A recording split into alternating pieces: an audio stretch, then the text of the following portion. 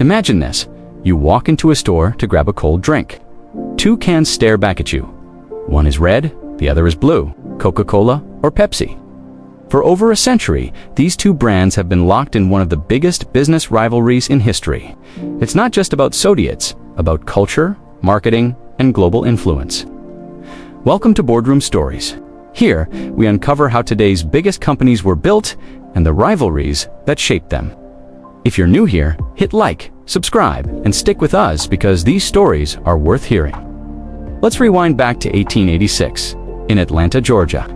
A pharmacist named John Pemberton created a caramel-colored syrup he believed could be sold as medicine. That syrup became Coca-Cola. Just a few years later, in 1893, another pharmacist, Caleb Bradham from North Carolina, mixed his own sugary drink.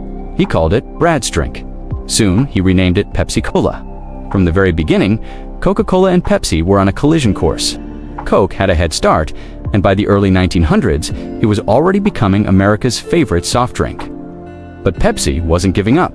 In fact, Pepsi almost disappeared more than once.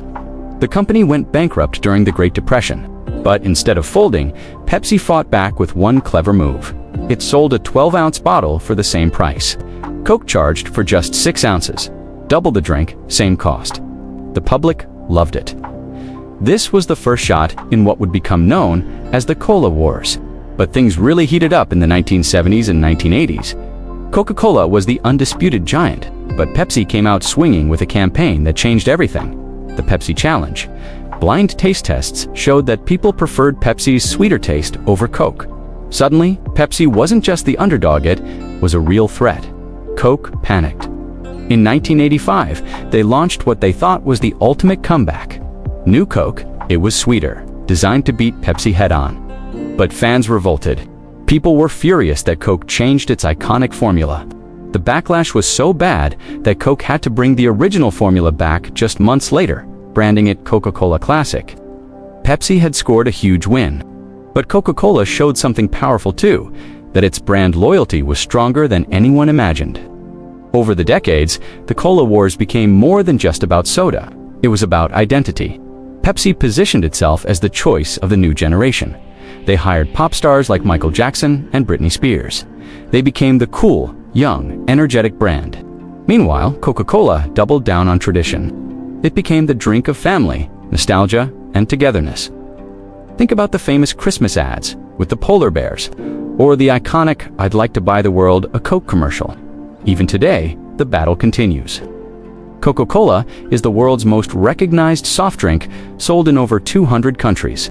Pepsi, while second in soda, has built its empire through snack-owning brands like Lay's, Doritos, and Gatorade, under its parent company, PepsiCo. So, who really won the Cola Wars? Well, it depends how you look at it.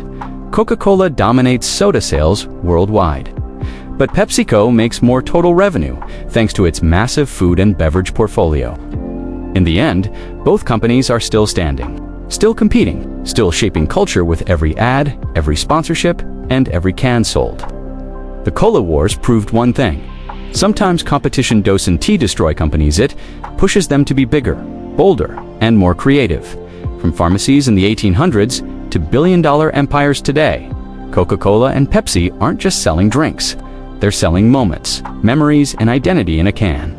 If you enjoyed this story, don't forget to like, share, and subscribe to Boardroom Stories. And let us know which rivalry should we cover next.